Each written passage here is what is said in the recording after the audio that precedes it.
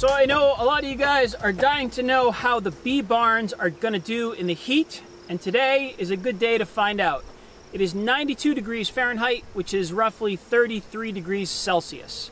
And I know it gets a lot hotter than that in other parts of the world, and we are probably going to get hotter than that in July.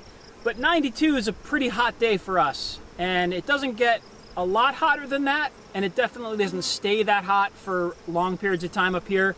But this is a good representation of how the bee barns would handle heat. So if you're new here, just for reference, this is a super insulated hive. We have a regular Langstroth hive on the inside, 2 inches of foam insulation, 2x6 construction on the exterior. So these walls here are 4 1/4 inch thick, roughly R13 on the walls.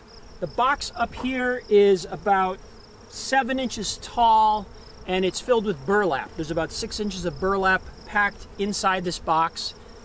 Up until this morning, there were no vents open at all up here. There is an upper entrance on this hive, but all the other hives are closed off. There's a regular Langstroth lid underneath this. This Coroplast top is providing some shade to the entrance, but that's kind of what we're looking at. Let me take you in close and show you what the bees are doing. So the reason I chose this hive to show off is because this is the hottest hive in the bee yard. It's currently about 98 degrees inside this hive. And earlier today, when I saw the temperature inside the hive rising pretty quickly when the sun was beating on the hive midday, the temperature seemed to be spiking up, and I didn't want it to get too hot in there, and I wanted to give them the option of cooling the hive a little easier.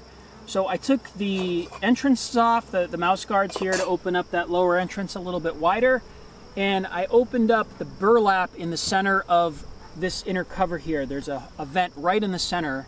It's like a 1 inch hole right in the middle of the hive to create like a chimney effect, so the bees could bring air in here and then bring it out the top. And they seem to have been successful, because that temperature after I open up that vent has remained nice and steady at around 98 degrees all afternoon. The ideal brood rearing temperature that the bees want inside the hive is around 92 to 98 degrees.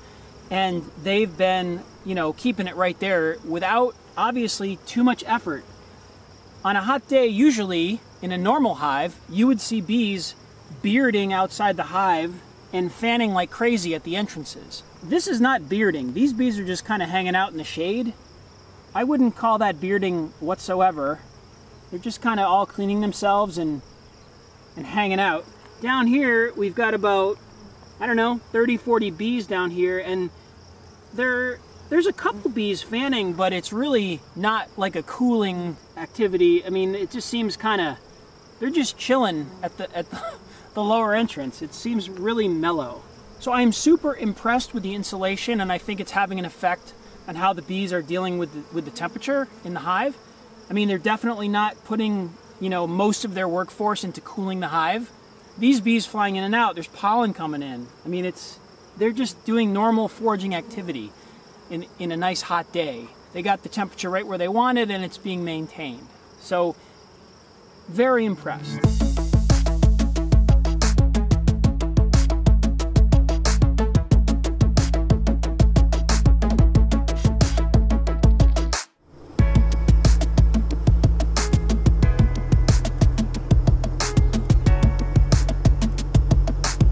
All right, a quick update. This is the next day, and we hit 92 degrees today, Fahrenheit, and as you can see, it is the late afternoon, which is usually when all the bees are bearding outside, when all the foragers are coming home, and there's not a lot of space in the hives, or it's hot in there, and they all hang out on the front. And you can see there is no bearding at all.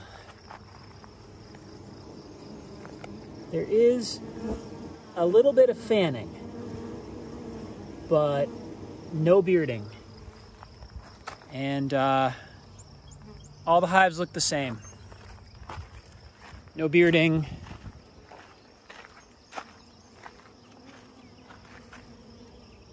This is the cherry hive.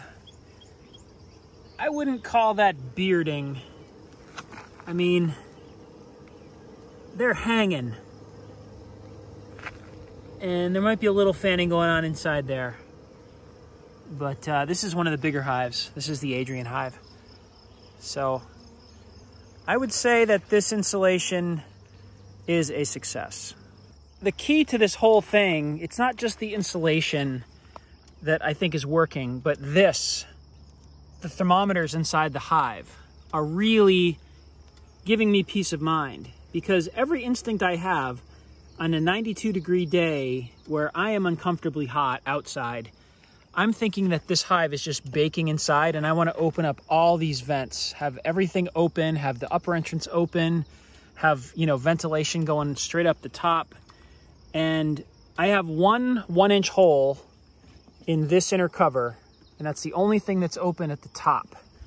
And they are doing extremely minimal fanning at the entrance to maintain 97 degrees.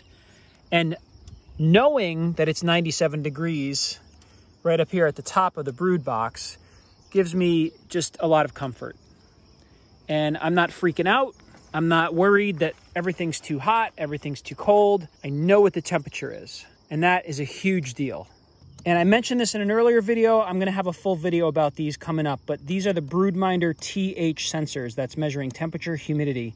At the end of this little tag here, there's a sensor with a Bluetooth signal that is shooting up to that right there.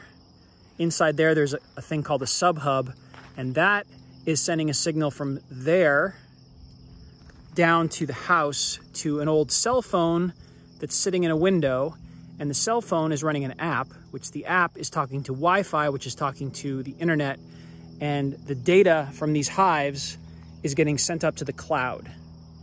From each hive to that, to the house, to a cell phone, to the Wi-Fi, to the internet. And I can log in anywhere in the world and see the temperature and the humidity inside that hive. Anywhere, as long as I have an internet connection, I can monitor my hives.